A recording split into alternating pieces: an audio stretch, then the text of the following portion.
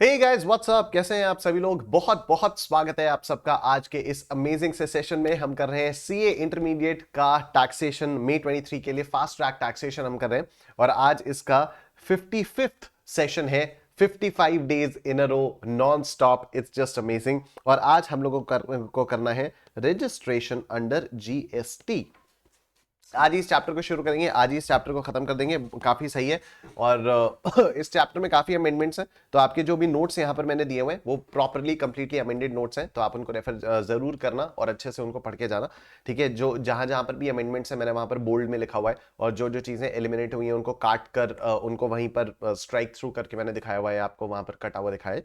तो जो भी नोट्स हैं, तो उन नोट्स को अगर आप पूरा गो थ्रू करोगे तो आपको पता चल जाएगा कि कौन कौन सी चीजें नई ऐड हुई हैं या कौन कौन सी चीजें काटी गई हैं और उनकी जगह पर क्या क्या चीजें हुई हैं। तो ये सारी चीजें आपको यहाँ पर नोट से मिल जाएंगी। ठीक है, नोट्स कंप्लीटली अपडेटेड है as per the latest amendments. ठीक है, तो जितने भी स्टूडेंट्स यहाँ पर नए हैं, आप लोग मेरे बारे में थोड़ी सी इंफॉर्मेशन यहाँ पर देख सकते हो। ये मेरा शेड्यूल है मई 23 के स्टूडेंट्स के लिए। रोज रात को 9 बजे इसी यूट्यूब चैनल पर हम फास्ट ट्रैक टैक्सेशन की क्लासेस लेकर आते हैं।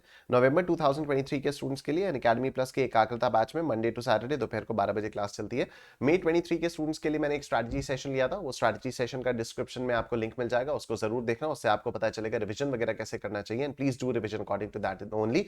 जितने भी फास्ट ट्रैक टैक्सेशन में हमारे सेशंस हुए उन सब की एक प्रॉपर प्लेलिस्ट बनी हुई है, उस प्लेलिस्ट का लिंक भी आपको इस वीडियो के डिस्क्रिप्शन में मिल जाएगा। और जो भी यहाँ पर मैं नोट्स यूज कर रहा हूँ उस नोट्स का भी लिंक आपको इस वीडियो के डिस्क्रिप्शन में लिंक मिल जाएगा।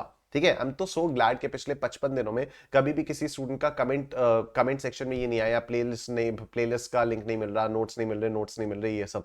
ठीक है, इनिशियली एक आध दो स्टूडेंट्स का आया था, उसको आप बाकी सब लोगों ने ही संभाल लिया था कि ठीक है। तो बड़ा मजा आया था मेरे को उसमें, जब किसी स्टूडेंट ने एकदम इनिशियल एक आध क्लास में बोला था नोट्स नहीं खुल रहे, तो उसमें नीचे किसी का कमेंट आ गया, बेटा तुमसे ना हो पाएगा। बड़ा मजा आया था मुझे वो देख के। But anyway, so playlist notes वगैरह सब कुछ आप लोगों को प्रॉपर्ली हर वीडियो के डिस्क्रिप्शन में मिल जा रहा है, तो उसका लिंक आप वहां से देख सकते हो। And now let's get started with registration. ठीक है, एक बेसिक फंडा आपको बता देता हूं। हम लोग काफी टाइम से बात कर रहे हैं कि अगर मैं सर्विसेज का सप्लायर हूं तो 20 लाख से ऊपर की अगर मेरी एग्रीगेट टर्नओवर हो जाती है तो मेरे को रजिस्ट्रेशन लेना होता है। And the first time that we talked about this was in composition levy. ठीक है, कॉम्पोजिशन लेवी वाला जब हम लोगों ने चैप्टर किया था तब हमने बात की थी ना कि अगर मैं गुड्स बेच रहा हूं तो गुड्स की सप्लाई पर अगर 40 लाख की थ्रेशोल्ड क्रॉस होती है तब मेरे को रजिस्ट्रेशन लेना पड़ता है, और अगर मैं सर्विसेज बेच रहा हूं तो 20 लाख की थ्रेशोल्ड अगर क्रॉस होती है तब मेरे को रजिस्ट्रेशन लेना पड़ता है। रजिस्ट्रेशन लेने का पर्पस क्या है? रजिस्ट्रेशन लेने से लॉ मेकर्स को पता चल जाता है, गवर्नमेंट को पता चल जाता है कि now he is liable to pay GST, और मैं कंप्लायंसेस वगैरह करने लग जाऊंगा। ठीक है, तो इंडिया में जो जीएसटी है उसका पैन बेस और स्टेट स्पेसिफिक रजिस्ट्रेशन होता है। इसका मतलब मेरे पास एक पैन नंबर है, राइट। अब अगर मैं उत्तर प्रदेश में सप्लाई कर रहा हूं तो उत्तर प्रदेश में मेरे को उस पैन के बेसिस पर रजिस्ट्रेशन लेना होगा। जो भी जीएसटी का रजिस्ट्रेशन नंबर होता है सबसे पहले वो ना एक सबसे पहले उसमें जैसे मेरा उत्तर प्रदेश का है तो 09 है। अब 09 is a state code of Uttar Pradesh. ठीक है, 09 उसके बाद मेरा पैन आएगा BJVPK, उसके बाद जो भी मेरा पैन नंबर है। ठीक है, उसके बाद ये मेरा 10 डिजिट का पैन नंबर आएगा, 10 डिजिट का पैन नंबर आएगा। उसके बाद 1ZC, ये मेरा है 1ZC। ठीक है, ये अलग अलग भी हो सकता है, राइट। तो 09 is the state code, then this is 10 digit PAN number, और उसके बाद ये जो तीन होती हैं ये चेक डिजिट्स होती हैं। अब ये चेक डिजिट्स कैसे आती हैं ये नोबडी नोज, ये सरकार करती है, रैंडमली जनरेटेड होती हैं ये। ठीक है, तो अभी 09 क्या हो गया? 09 आपका स्टेट कोड हो गया, उसके बाद ये आपका पैन नंबर आ गया, और उसके बाद आपके पास ये कुछ रैंडम चेक डिजिट्स होंगी। ठीक है, तो अभी क्या है कि अगर मान लो मेरा मेरा जैसे उत्तर प्रदेश में, अब उत्तर प्रदेश में है तो मेरा इस पैन पर उत्तर प्रदेश का कोड यहां पर आ गया। ठीक है, कल को अगर मैं महाराष्ट्र में सर्विसेज सप्लाई करना शुरू करता हूं या महाराष्ट्र में गुड सप्लाई करना शुरू करता हूं तो मुझे महाराष्ट्र का भी एक जीएसटी आईएन लेना पड़ेगा। जीएसटी का रजिस्ट्रेशन मेरे को महाराष्ट्र गवर्नमेंट के साथ भी कराना होगा। तो वहां पर हो सकता है ये 09 चेंज हो जाए, मेरा पैन नंबर तो सेम रहेगा और ये जो चेक डिजिट्स है ये भी चेंज हो जाएंगे। तो रजिस्ट्रेशन जो जीएसटी में होता है वो पैन बेस्ड होता है और स्टेट स्पेसिफिक होता है। ठीक है, पैन बेस्ड मतलब वो एक ही पैन के ऊपर होगा और जितनी मर्जी आप चाहो स्टेट्स में करवा सकते हो। वन रजिस्ट्रेशन पर स्टेट या union territory. Thus, there are no centralized registration under GST। तो जैसे पहले वाले लॉज में होता था कि आपने सर्विस टैक्स में अपना रजिस्ट्रेशन करा लिया तो आप पूरे इंडिया में कहीं पर भी सर्विसेज दो तो हो जाएगा। जीएसटी में ऐसा नहीं है, आपको हर स्टेट का अलग अलग जीएसटी लेना होगा। ठीक है, रजिस्ट्रेशन लेना होगा। A person having multiple places of business in a state or union territory may be granted a separate registration for each such place of business subject to such conditions as may be prescribed. इसके बारे में हम लोग बात कर ही चुके हैं कि अगर आप अलग एक ही स्टेट में आप अलग अलग शहरों से कर रहे हो तो आप मल्टीपल जीएसटी रजिस्ट्रेशंस ले सकते हो अगर आपका मन करे तो. GST identification number called the GSTIN, a 15-digit number and a certificate of registration incorporating therein this GSTIN is made available to the applicant on the GSTN common portal. तो जब रजिस्ट्रेशन कंप्लीट हो जाता है तो GSTIN मिल जाता है और एक रजिस्ट्रेशन सर्टिफिकेट मिल जाता है कॉमन पोर्टल पर. ठीक है. Registration under GST is not tax specific, that is single registration for all the taxes CGST, SGST, UTGST, IGST and सेसेस. ठीक है. तो ये टैक्स स्पेसिफिक नहीं होता है. एक जीएसटी में आपने रजिस्ट्रेशन करा लिया तो सीजीएसटी भी उसी से होगा, एसजीएसटी भी उसी से होगा. मतलब इसका मतलब ये नहीं कि सीजीएसटी के लिए अलग रजिस्ट्रेशन, एसजीएसटी के लिए अलग रजिस्ट्रेशन, यूटीजीएसटी के लिए अलग रजिस्ट्रेशन, आईजीएसटी के लिए अलग रजिस्ट्रेशन, ऐसा नहीं होता है. ठीक. रजिस्ट्रेशन के क्या क्या एडवांटेजेस होते हैं? एक तो legally recognised as supplier of goods और सर्विसेज, आप लीगली रिकॉग्नाइज हो जाते हो. Proper accounting of taxes paid on the input goods and services which can be utilized for payment of GST due on supply of goods or services or both by the businesses. तो अगर आप एक बार registered हो जाते हो तो आपको ITC मिल पाता है. आईटीसी मिल पाता है तो आप प्रॉपर अकाउंटिंग करते हो. Legally authorized to collect tax from his purchases and pass on the credit of the taxes paid on the goods and services supplied to the purchasers or recipients. तो आपने जो चीजें खरीदी अगर आप उसका आईटीसी ले पाओगे तो फिर आप आगे अपने कस्टमर्स को सस्ते पे बेचोगे. ठीक है. अब यहां पर हमारे पास कई सारे सेक्शंस आते हैं. सबसे पहले हम लोग बात करते हैं सेक्शन 22 के बारे में, और इसका नाम आप लोगों ने पहले कई बार सुना होगा, a person liable to get registered under section 22 और सेक्शन 24. राइट. तो सेक्शन 22 और सेक्शन 24. सेक्शन 22 कहता है पर्सन्स लायबल फॉर रजिस्ट्रेशन, कि अगर आपने ये कर लिया तो आप रजिस्ट्रेशन के लिए लायबल हो गए, अब आप अपना रजिस्ट्रेशन करा लीजिए.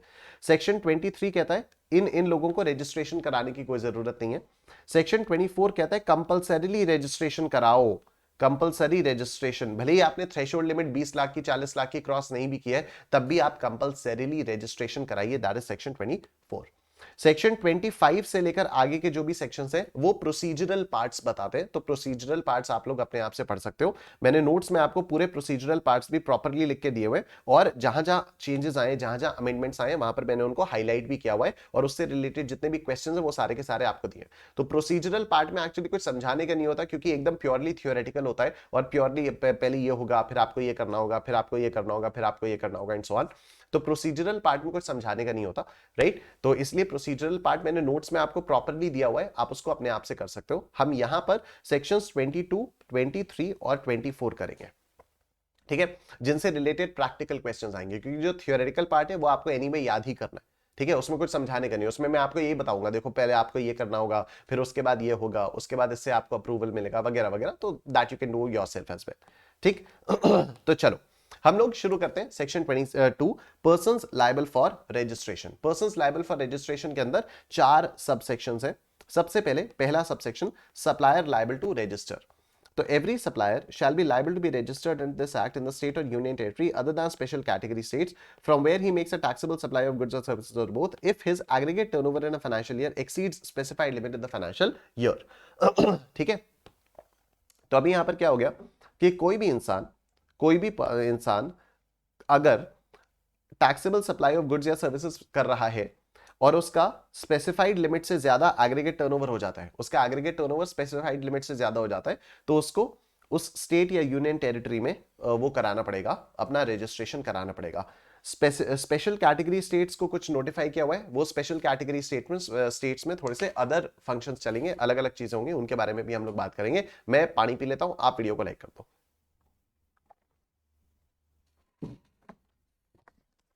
मेरी जादुई बॉटल. हा हा हा. ठीक है. चलिए जी आगे चलते हैं. Discussion on specified limit. अब ये specified limit could be 10 lakh rupees, 20 lakh rupees and 40 lakh rupees. तो आपको 20 लाख और 40 लाख का मैंने बेसिक तो बताया ही हुआ है. ठीक है. 20 लाख सर्विसेज के लिए, 40 लाख गुड्स के लिए. अब इसमें एक्चुअली क्या होता है, बेसिक एक लिमिट ना वो 20 लाख की ही है. जो लिमिट है वो 20 लाख की ही है. 40 लाख जो मैं गुड्स के लिए बोलता रहता हूं वो बाद में सरकार ने कहा था कि चलो अगर if you are engaged in services of, if you are engaged in exclusive supply of goods, अगर आप सिर्फ और सिर्फ गुड्स बेच रहे हो, आप सर्विसेज बेच ही नहीं रहे हो. ठीक है. अगर आप सिर्फ और सिर्फ गुड्स बेच रहे हो तो आपकी लिमिट 40 लाख की हो जाएगी. वैसे नॉर्मल रजिस्ट्रेशन की लिमिट क्या है? रजिस्ट्रेशन की लिमिट 20 लाख की है, लेकिन अगर आप सिर्फ गुड्स बेच रहे हो, आप कोई सर्विस प्रोवाइड नहीं कर रहे हो, आप सिर्फ गुड्स बेच रहे हो, तो फिर आपकी लिमिट 40 लाख की हो जाएगी। तो मैं इसको एक लाइन में जस्ट में बोल रहा था कि सर्विसेज के लिए 20 लाख है और गुड्स के लिए 40 लाख है। एक्चुअली अगर आप सर्विसेज और गुड्स दोनों कर रहे हो तब भी 20 लाख ही है, ठीक है। अगर आप गुड्स और सर्विसेज दोनों कर रहे हो तब भी 20 लाख की है। हो सकता है आपके आप में से कई कुछ लोगों के दिमाग में ये चीज आई हो कि सर अगर हम सिर्फ सर्विसेज या सिर्फ गुड्स नहीं करें, गुड्स सर्विसेज दोनों कर रहे हैं, तो फिर 20 लाख ही रहेगी लिमिट, ठीक है। कुछ स्पेसिफाइड कैटेगरी ऑफ स्टेट्स हैं, उनमें लिमिट 10 लाख की रहेगी, उनमें लिमिट 10 लाख की रहेगी, मतलब 10 लाख से ज्यादा की एग्रीगेट टर्नओवर हुई तो आप रजिस्ट्रेशन कराओ, इररिस्पेक्टिव ऑफ द फैक्ट कि आप गुड्स बेच रहे हो, सर्विस बेच रहे हो, दोनों बेच रहे हो, क्या कर रहे हो, कोई फर्क नहीं पड़ता, ठीक है। तो ये है वो पूरा का पूरा सीन। तो जो स्पेशल कैटेगरी ऑफ स्टेट्स हैं वो ये हैं: मणिपुर, मिजोरम, नागालैंड, त्रिपुरा। मणिपुर, मिजोरम, नागालैंड, त्रिपुरा। इन स्टेट्स में, अगर इन 4 स्टेट्स में आपने गुड्स या सर्विसेज सप्लाई किया तो 10 लाख की लिमिट है। 10 लाख के ऊपर जैसे ही एग्रीगेट टर्नओवर गई, you need to get yourself registered, ठीक है। States with threshold limit of 20 lakh rupees for both goods and services: Arunachal Pradesh, Meghalaya, Sikkim, Uttarakhand, Puducherry, Telangana. यहां पर अगर आप गुड्स या सर्विसेज दोनों दे रहे हो तो 20 लाख तक, आप 20 लाख के ऊपर आपको रजिस्ट्रेशन कराना होगा, ठीक है। बाकी स्टेट्स में थ्रेशोल्ड लिमिट 20 लाख है सर्विसेज के लिए और 40 लाख है गुड्स के लिए, ठीक है। 40 लाख है गुड्स के लिए मतलब persons engaged exclusively in supply of goods. तो अगर आप जम्मू कश्मीर में, आसाम में, हिमाचल प्रदेश और बाकी सारी स्टेट्स में, जम्मू कश्मीर, आसाम, हिमाचल प्रदेश और बाकी सारी स्टेट्स में अगर आप एक्सक्लूसिवली गुड्स प्रोवाइड कर रहे हो, तो 40 लाख। अगर आप सर्विसेज प्रोवाइड कर रहे हो तो 20 लाख, मतलब अगर आप गुड्स सर्विसेज दोनों कर रहे हो तो 20 लाख, ठीक है। और अगर आप एक्सक्लूसिव गुड्स कर रहे हो तो 40 लाख। अच्छा, इसमें अगर यहां पर है तो यहां पर आपको 20 लाख की ही लिमिट देखनी होगी। अभी देखो इससे रिलेटेड हम लोग बहुत सारे क्वेश्चंस करेंगे तो आपको धीरे धीरे चीजें समझ में आएंगी, ठीक है। अभी आप लोग बस इसको रखो, इससे रिलेटेड बहुत सारे क्वेश्चंस होंगे तो आपको धीरे धीरे समझ में आएगा कहां 40 लेना है, कहां 20 लेना है, कहां 10 लेना है, वगैरह वगैरह, ठीक है। तो मणिपुर, मिजोरम, नागालैंड, त्रिपुरा। मणिपुर, मिजोरम, नागालैंड, त्रिपुरा 10 लाख। अरुणाचल प्रदेश, मेघालय, सिक्किम, उत्तराखंड, पुडुचेरी, तेलंगाना 20 लाख। यहां पर अगर एक्सक्लूसिवली सर्विस में हो तो फिर 20 लाख और अगर एक्सक्लूसिवली गुड्स में हो तो फिर 40 लाख, ठीक है। Let's see. If a person having a place of business in different states across India has one branch in any of the states being Manipur, Mizoram, Nagaland and Tripura, the threshold limit for GST registration will be reduced to 10 lakh rupees. ठीक है, मतलब हो सकता है कि मैं हिमाचल प्रदेश में exclusively goods provide कर रहा हूं, ठीक है, और मैं साथ ही साथ मिजोरम में भी एक्सक्लूसिवली गुड्स प्रोवाइड कर रहा हूं, राइट। तो ओवरऑल मेरी लिमिट जो है वो 10 लाख की हो जाएगी। ओवरऑल मेरी लिमिट 10 लाख की हो जाएगी। इवन तो हिमाचल प्रदेश में मैं 40 लाख तक बिना रजिस्ट्रेशन कराए सप्लाई कर सकता हूं, लेकिन क्योंकि मैं यहां पर मिजोरम में भी सप्लाई कर रहा हूं, टैक्सेबल सप्लाई में मिजोरम में भी कर रहा हूं, तो मिजोरम में अगर 10 लाख तक, मिजोरम में क्योंकि 10 लाख की लिमिट है, तो अगर मैं हिमाचल प्रदेश और मिजोरम दोनों में सप्लाई कर रहा हूं तो मेरी ओवरऑल लिमिट 10 लाख की हो जाएगी। 10 लाख से ज्यादा हुआ तो मेरे को रजिस्ट्रेशन लेना पड़ जाएगा।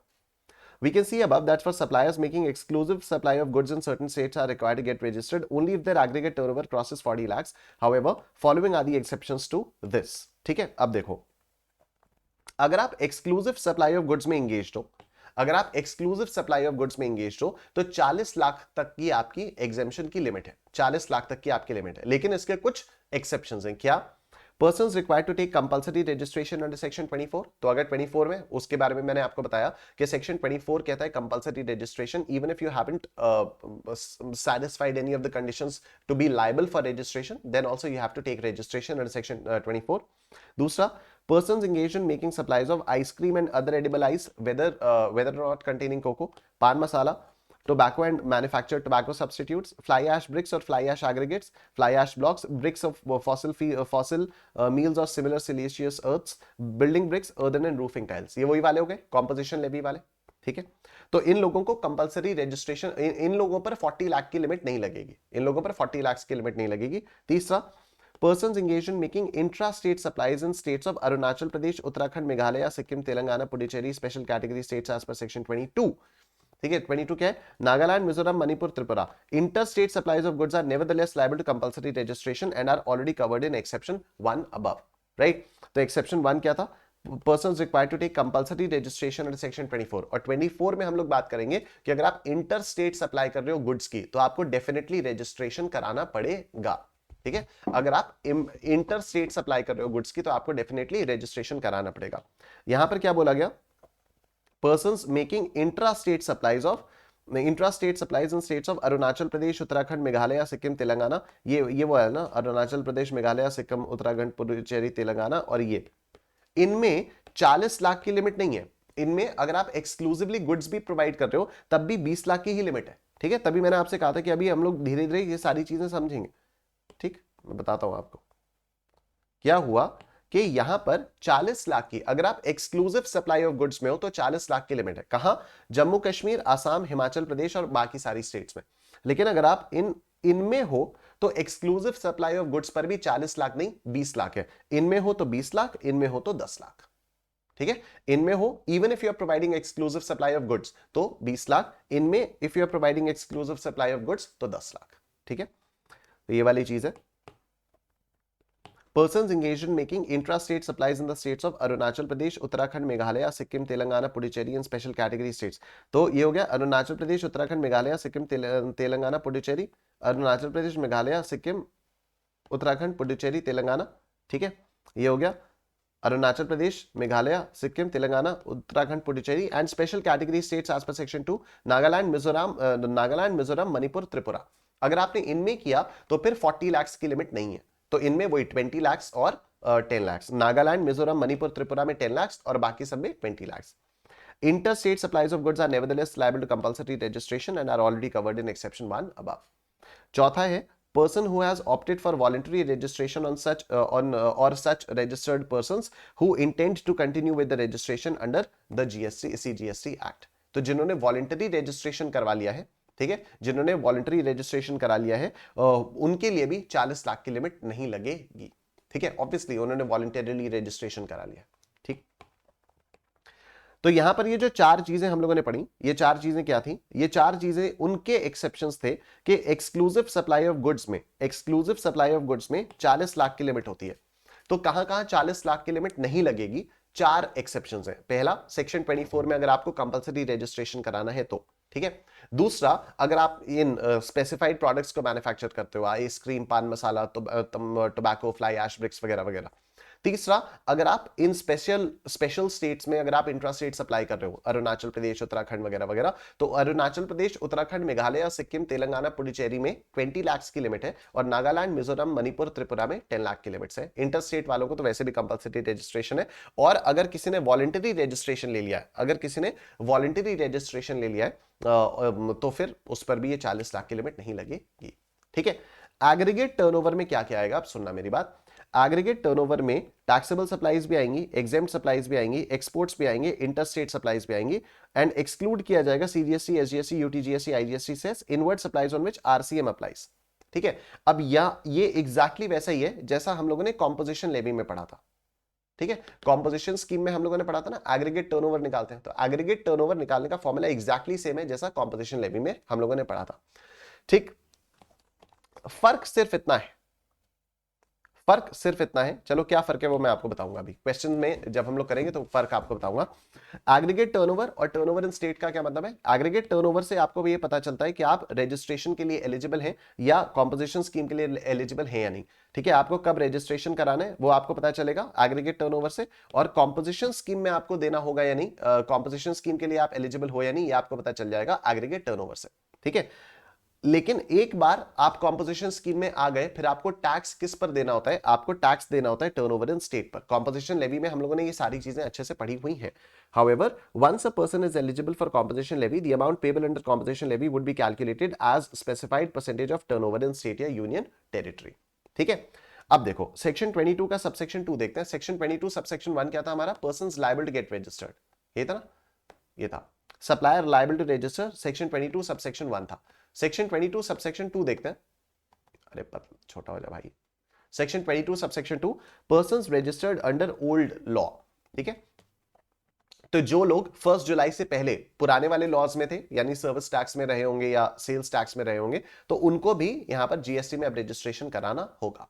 ठीक है, every person who on the day immediately preceding the appointed day 1 July 17 is registered और holds a licence under an existing law shall be liable to be registered under this act with effect from the appointed day. Appointed day मतलब 1 जुलाई 2017। अगर आपने business को transfer किया, अगर आपने business को transfer किया, मेरा एक बिजनेस है, मैं आपको ट्रांसफर कर रहा हूं, तो आपको भी रजिस्ट्रेशन कराना पड़ेगा जीएसटी में.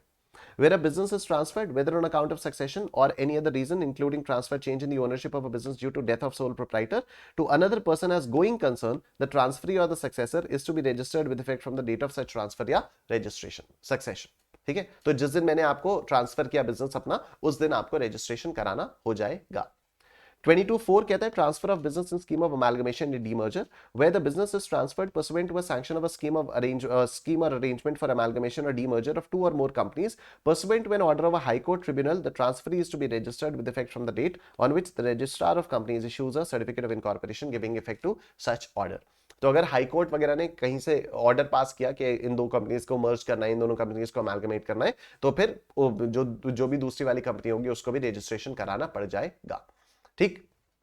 23 मैंने आपको क्या बताया था कि इन लोगों को रजिस्ट्रेशन कराने की जरूरत नहीं है. ठीक है, तो मैंने आपको 3 चीजें बताई. एक सेक्शन 22 बताया. सेक्शन 22 क्या था? इन लोगों को रजिस्ट्रेशन कराना पड़ेगा. सेक्शन 23 इन लोगों को रजिस्ट्रेशन कराने की जरूरत नहीं है. सेक्शन 24 इन्हें जबरदस्ती रजिस्ट्रेशन कराना पड़ेगा. कंपलसरी रजिस्ट्रेशन इन लोगों को कराना पड़ जाएगा. ठीक है, तो सेक्शन 23 है आपका, इन लोगों को रजिस्ट्रेशन कराने की जरूरत नहीं है. ठीक है, कौन कौन से लोग? एक तो वो लोग जिनको जो लायबल ही नहीं है रजिस्ट्रेशन के लिए. ठीक है, जो लायबल ही नहीं है. जैसे अगर कोई नॉन टैक्सेबल सप्लाईज दे रहा है या कोई एग्जेम्प्ट सप्लाईज दे रहा है, तो क्या जीएसटी के लिए लायबल होगा वो, चाहे टर्नओवर कितना हो? मेरी एक दारू की दुकान है. अब दारू की दुकान से मैं महीने का 2 करोड़ का धंधा करता हूं, साल भर का मैं 24 करोड़ का धंधा करता हूं. ठीक है, 24 करोड़ का धंधा साल भर में करता हूं. क्या मुझे जीएसटी में रजिस्ट्रेशन लेने की जरूरत है? नहीं. मैं exclusively non taxable supply supply कर रहा हूं. ठीक है, मैं लॉयर हूं. अब मैं जो लॉयर वाली सर्विसेज होती हैं वो एग्जेम्प्ट होती हैं. लॉयर वाली जो सर्विसेज है वो एग्जेम्प्ट होती हैं, और सॉरी एग्जेम्प्ट नहीं होती, उस पर रिवर्स चार्ज से टैक्स लगता है. ठीक है, तो अब मेरी जो सर्विसेज है वो तो स्पेसिफिकली रिवर्स चार्ज हो रहा है ना. देखो जैसे यहां पर आ गया persons making only reverse charge supplies, ये इधर आ गया. Specified category of persons notified by government exempted from obtaining registration, persons making only reverse charge supplies. तो अगर मैं एक लॉयर हूं तो मैं सिर्फ रिवर्स चार्ज सप्लाईज दे रहा हूं, तो क्या मुझे रजिस्ट्रेशन कराने की जरूरत है? नहीं. ठीक है, नॉट लाइबल टू रजिस्ट्रेशन में एक चीज और आ गई, एग्रीकल्चरलिस्ट. एग्रीकल्चरिस्ट एक्चुअली, एग्रीकल्चरिस्ट क्या होता है? To the extent of supplies of produce out of cultivation of land. तो एग्रीकल्चरिस्ट क्या है? बेसिकली जो किसान होते हैं, तो किसान खेतीबाड़ी करते हैं, खेतीबाड़ी करने के बाद जमीन से जो भी सामान निकलता है उसको बेचते हैं. तो इस पर इन लोगों को रजिस्ट्रेशन लेने की जरूरत नहीं है, चाहे इनका टर्नओवर करोड़ों का भी क्यों ना हो. ठीक है, तो 2 तो ये लोग हो गए persons not liable to registration. फिर 4 ये लोग होंगे जिनको स्पेशली गवर्नमेंट ने बोला है कि नहीं, तुम्हें रजिस्ट्रेशन लेने की कोई जरूरत नहीं है.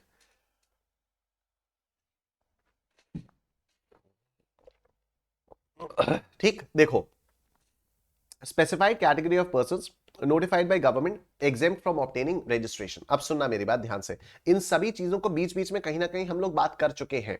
ठीक, persons making only reverse charge supplies, इसके बारे में बात हो गई. ये देखो persons making interstate supplies of taxable services up to 20 lakh rupees. हम लोगों ने अभी बात की 24 में, मैं आपको दिखाऊंगा अभी कि इंटरस्टेट सप्लाई पर हमेशा रजिस्ट्रेशन कंपलसरी है. ठीक है, इंटरस्टेट सप्लाई पर रजिस्ट्रेशन कंपलसरी है, लेकिन अगर आप एक्सक्लूसिवली सर्विस सप्लाई कर रहे हो इंटरस्टेट, तो 20 लाख तक आपको रजिस्ट्रेशन लेने की कोई जरूरत नहीं है. ठीक है, तो 2020 में जब मैंने अनअकैडमी ज्वाइन किया तो मैं तो उत्तर प्रदेश में बैठा हूं और मैं बैंगलोर में अनअकैडमी है, तो मैं सर्विसेज किसको दे रहा हूं? मैं सर्विसेज दे रहा हूं बैंगलोर में. ठीक है, I am supplying the services in Karnataka. तो क्या मेरे को जीएसटी का रजिस्ट्रेशन लेने की जरूरत थी? हां, क्योंकि इंटरस्टेट सप्लाई थी. लेकिन क्योंकि मैं एक्सक्लूसिवली सर्विसेज में एंगेज था, तो जब तक मेरा टर्नओवर साल का 20 लाख नहीं हो गया, तब तक मेरे को जीएसटी में रजिस्ट्रेशन लेने की कोई जरूरत नहीं हुई. ठीक है, क्योंकि सेक्शन 23 ने स्पेसिफिकली बोला हुआ है कि अगर आप इंटर स्टेट सप्लाई कर रहे हो सर्विसेज की, तो 20 लाख तक आपको रजिस्ट्रेशन लेने की जरूरत नहीं है. ठीक है, उसके बाद यहां पर आते हैं आपके नोटिफाइड हैंडीक्राफ्ट गुड्स और ये कैजुअल टैक्सेबल पर्संस वाले. अगर आप नोटिफाइड हैंडीक्राफ्ट गुड्स बेच रहे हो और 20 लाख तक बेच रहे हो, 20 लाख तक आपकी टर्नओवर है, तो आपको रजिस्ट्रेशन कराने की जरूरत नहीं है. देखो इधर persons making interstate supplies of notified handicraft goods up to 20 lakh rupees. Notified handicraft goods up to 20 lakh rupees अगर आप बेच रहे हो तो आपको रजिस्ट्रेशन कराने की जरूरत नहीं है। और ये है casual taxable persons making interstate supplies of notified handicraft goods up to 20 lakh rupees. तो कैजुअल टैक्सेबल पर्सन क्या होता है, इसके बारे में हम लोगों ने बात की। कैजुअल टैक्सेबल पर्सन भी अगर नोटिफाइड हैंडीक्राफ्ट गुड्स बेच रहा है 20 लाख तक तो उसको भी रजिस्ट्रेशन कराने की जरूरत नहीं है। क्यों ये यहां पर डाला गया? क्योंकि सेक्शन 24 में हम लोग देखेंगे कि कैजुअल टैक्सेबल पर्सन को कंपलसरी है रजिस्ट्रेशन कराना। ठीक है, कैजुअल टैक्सेबल पर्सन वो होता है ना जिसका किसी एक पर्टिकुलर स्टेट में प्लेस ऑफ बिजनेस तो है नहीं। जैसे मैंने आपको बताया था दिवाली दशहरा में शिल्प मेला चलता है तो अलग अलग स्टेट से लोग यहां पर आते हैं और मेला में अपने स्टॉल्स लगाते हैं, तो वो कैजुअल टैक्सेबल पर्सन हो गए, राइट। तो कैजुअल टैक्सेबल पर्संस को जीएसटी में रजिस्ट्रेशन कराना कंपलसरी होता है। लेकिन अगर कोई casual taxable person notified handicraft goods की सप्लाई कर रहा है अप टू 20 लाख रुपीस तो उसको रजिस्ट्रेशन कराने की कोई जरूरत नहीं होगी। ठीक है, तो आई होप बात समझ में आ रही है। सेक्शन 23 में कितने लोग हैं? टोटल 6 लोग हैं जिनको रजिस्ट्रेशन कराने की जरूरत नहीं है।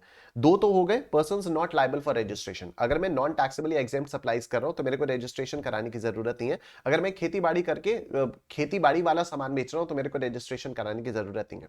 Next 4 specified category of persons notified by government. अगर मैं सिर्फ रिवर्स चार्ज वाली सर्विसेज को सप्लाई कर रहा हूं तो मेरे को जीएसटी में रजिस्ट्रेशन कराने की जरूरत नहीं है। अगर मैं एक इंटरस्टेट सप्लाईज कर रहा हूं सर्विसेज की 20 लाख तक तो मेरे को रजिस्ट्रेशन कराने की जरूरत नहीं है। अगर मैं नोटिफाइड हैंडीक्राफ्ट गुड्स बेच रहा हूं 20 लाख तक तो मेरे को रजिस्ट्रेशन कराने की जरूरत नहीं है। और अगर मैं कैजुअल टैक्सेबल पर्सन हूं लेकिन मैं नोटिफाइड हैंडीक्राफ्ट गुड्स बेच रहा हूं 20 लाख तक तो भी मेरे को रजिस्ट्रेशन कराने की जरूरत नहीं पड़ेगी।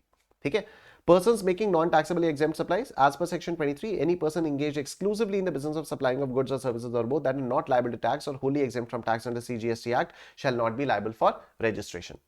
Agriculturist to the extent of supply of produce out of cultivation of land, इसमें agriculturist to the extent of supply of produce out of cultivation of land is also not liable.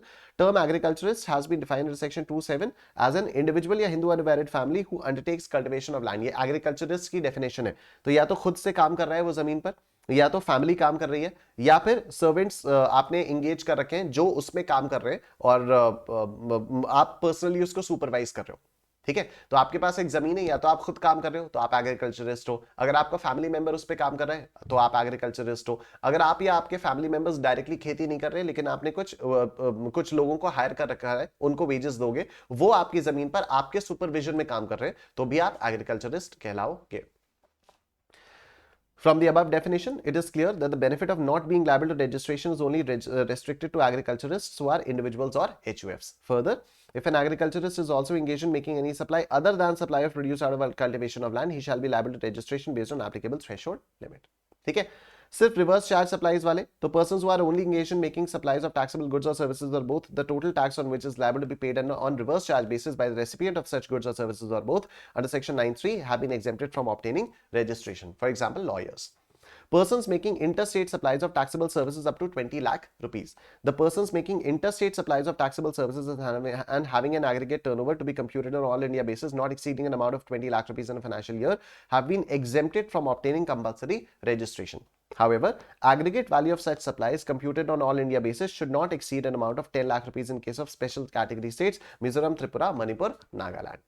ठीक है, तो अगर मैं इंटरस्टेट सप्लाईज प्रोवाइड कर रहा हूं इन the state of Manipur, Tripura, Mizoram या नागालैंड तो 20 लाख नहीं 10 लाख तक की आ जाएगी। अब देखो notified handicraft goods up to 20 lakh rupees, हम लोग देखेंगे सेक्शन 24 में that all the persons making interstate supplies of goods are compulsorily required to get registered irrespective of the threshold limit. However, in the following cases, persons making interstate supply of goods have been exempted from obtaining registration. क्या? Persons making interstate supplies of notified handicraft goods, that is ऐसे handcrafted goods जो कि जैसे handcrafted candles हो, handbags हो including pouches and purses, jewelry box, hand embroidered articles, artware of iron या aluminium etc. दूसरा, persons making interstate taxable supplies of notified products when made by craftsmen predominantly by hand even though some machinery may also be used in the process. ठीक है, जैसे leather articles, carved wood products, wood turning, lacquer ware, जो भी ये सारी चीजें होती हैं तो प्राइमरीली हाथ से बनाया लेकिन थोड़ा बहुत मशीन का इस्तेमाल किया तो ये होते हैं आपके नोटिफाइड हैंडीक्राफ्ट गुड्स। ठीक है, तो अगर आपने इनको इंटरस्टेट सप्लाई किया तो भी आपको 20 लाख तक रजिस्ट्रेशन कराने की जरूरत नहीं है। कंडीशंस क्या क्या है? Aggregate value of such supplies to be computed on all India basis does not exceed an amount of 20 lakhs and of course 49 states में 10 लाख. एग्जाम्पल वगैरह आप अपने आप से पढ़ लीजिएगा. इधर देखो, casual taxable person making interstate taxable supply of notified handcraft goods up to 20 lakh rupees. Again हम सेक्शन 24 में देखेंगे कि casual taxable person को कंपल्सरीली रजिस्ट्रेशन कराने की जरूरत होती है. However, following categories of casual taxable persons have been exempted from obtaining registration. Casual taxable persons making interstate taxable supplies of notified handicraft goods या casual taxable persons making interstate taxable supplies of notified products when made by the craftsman predominantly by hand वगैरह वगैरह वगैरह. ठीक है, conditions क्या है कि CTPs are availing benefit of this notification. Aggregate value 20 lakh होनी चाहिए और बाकी में 10 lakh. Such persons have obtained a PAN and have generated an e-way bill. ठीक है, अभी पैन तो आप लोगों को पता है. ई-वे बिल क्या होता है? जब आप टैक्स इनवॉइस नहीं इशू कर पाते हो तो आप एक डॉक्यूमेंट इशू करते हो, that is known as an e-way bill. ठीक है, ई-वे बिल बेसिकली तब दिया जाता है जब आप सामान एक जगह से दूसरी जगह भिजवा रहे होते हो, राइट? तो जो भी ड्राइवर होता है, जो भी जहां से भी आपने गुड्स को ट्रांसपोर्ट करवाया, तो उसके ड्राइवर को आपने एक बिल दिया, that is known as an e-way bill. इसके बारे में भी हम लोग पढ़ेंगे आगे. ठीक. Registration requirements for commission agent providing services to agriculturist of sale और या purchase of agricultural produce. अब देखो,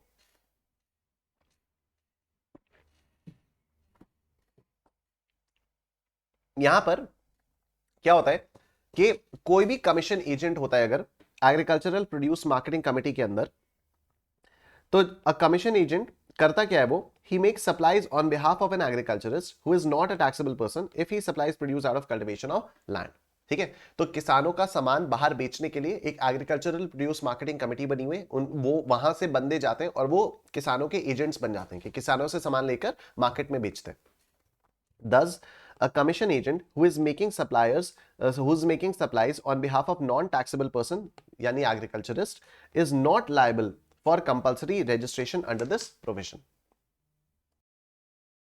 तो यहां पर इस प्रोविजन के हिसाब से जो भी आपके एग्रीकल्चरल प्रोड्यूस मार्केटिंग कमेटी के एजेंट्स होते हैं उनको कंपलसरी रजिस्ट्रेशन लेने की जरूरत नहीं होती है. ठीक है, तो commission agent who is making supplies on behalf of non taxable person with agriculturist is not liable for compulsory registration under this provision.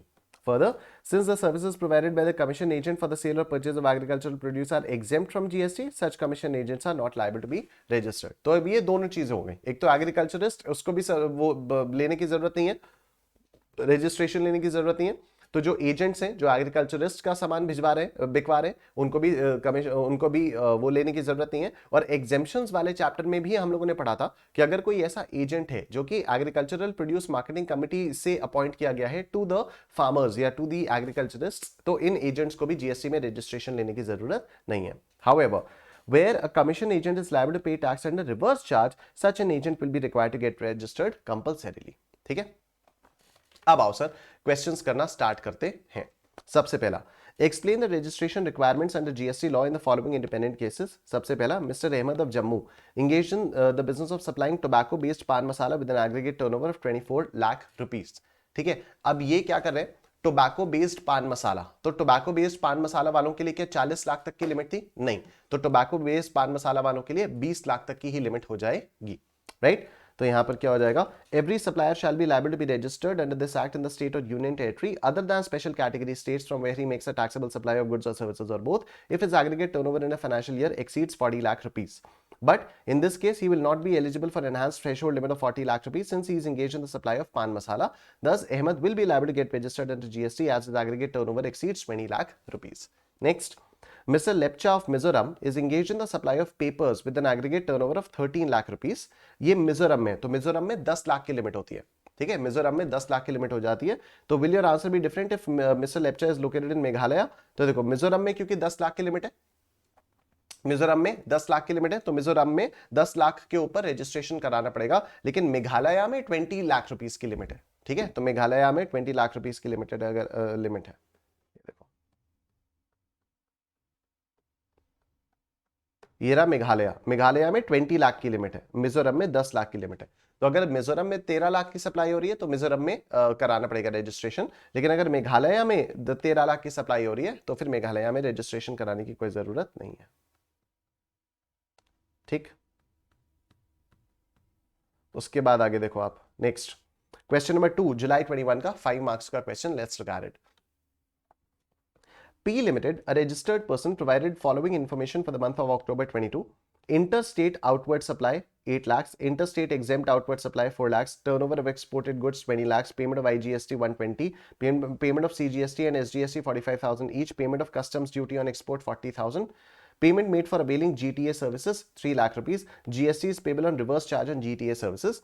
Explain the meaning of aggregate turnover under section 2 subsection 6 of the income tax 2 clause 6 of the GST Act and compute the aggregate turnover of P Limited for the month of October 22. All amounts are exclusive of GST. अब हमें aggregate turnover find out करना है, ठीक है। aggregate turnover में हम सब कुछ include कर देते हैं except for GSTs and all, ठीक है। और जिन पर भी रिवर्स चार्ज में करना होता है उसको भी हम लोग नहीं इंक्लूड करते। एग्रीगेट सर्विस में, एग्रीगेट टर्नओवर में हम लोग जितनी भी हमारी आउटवर्ड सप्लाईज हैं उन सब का देखते हैं, चाहे वो एग्जेम्प्ट हो, चाहे वो नॉन टैक्सेबल हो, चाहे कुछ भी हो। लेकिन ऑब्वियसली जो भी जीएसटी वगैरह हम लोगों ने पे किया होता है वो हम लोग नहीं करते, एक्सक्लूसिव ऑफ जीएसटी होती है सारी चीजें। और जो भी हमारी इनवर्ड सप्लाईज होती हैं जिन पर रिवर्स चार्ज में पे करना होता है टैक्स, उसको भी हम लोग काउंट नहीं करते क्योंकि ऑब्वियसली वो इनवर्ड सप्लाई है, ठीक है। That is not an outward supply. तो इंटर स्टेट आउटवर्ड सप्लाई, क्या ये इंक्लूड किया जाएगा? हाँ, ये इंक्लूड किया जाएगा। 8 लाख रुपए ये हो गया, ठीक है। उसके बाद inter state exempt outward supply, क्या ये 4 लाख आएगा? हाँ, एग्रीगेट टर्नओवर में एग्जेम्प्ट भी आ जाएगा, एग्रीगेट में ये भी आ जाएगा, ठीक। टर्नओवर ऑफ एक्सपोर्टेड गुड्स ये 20 लाख रुपए भी आ जाएगा। फिर पेमेंट ऑफ आईजीएसटी, आईजीएसटी का पेमेंट नहीं आएगा, सीजीएसटी एसजीएसटी का पेमेंट नहीं आएगा, कस्टम्स ड्यूटी का पेमेंट आ जाएगा,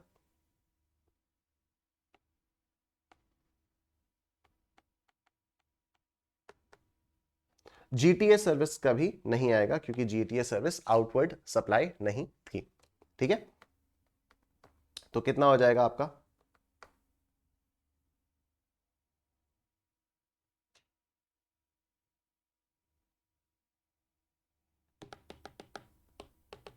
$8 lakhs plus 4 lakhs plus 20 lakhs plus 40,000, ये हो गया 32,40,000। एग्रीगेट टर्नओवर हो गया 32,40,000, ठीक है। इधर देखो next question, question number 3, let's see. Mr. A of Rajasthan has effected following supplies within the state of Rajasthan. You are required to determine whether he is required to obtain registration under GST law. तो राजस्थान है, ठीक है। Intra-state supply of goods agricultural produce grown out of cultivation of land by family members. क्या aggregate turnover में count किया जाएगा? हाँ, aggregate turnover में सब कुछ काउंट किया जाता है। तो ये 5,50,000 रुपए एग्रीगेट टर्नओवर कैलकुलेट करते समय काउंट किया जाएगा। Intra-state supply of goods which are wholly exempt from GST under section 11, तो ये भी एग्रीगेट टर्नओवर काउंट कैलकुलेट करते समय तो काउंट किया जाएगा। 6 लाख रुपए ये हो गया। फिर intra state supply of goods chargeable with GST at 5%, तो ये भी काउंट किया जाएगा एग्रीगेट टर्नओवर में, तो डेफिनेटली काउंट किया जाएगा। 8,50,000, ठीक। Intra state supply of services which are wholly exempt from tax, तो एग्रीगेट टर्नओवर काउंट करते समय ये 50,000 का भी कैलकुलेशन की जाएगी, ठीक है। ये गुड्स और सर्विसेज दोनों में एंगेज्ड है, तो 40 लाख की लिमिट होगी या 20 लाख की? 20 लाख की। राजस्थान में 20 lakh. 5,50,000 plus 6 lakh plus 8,50,000 plus 50,000,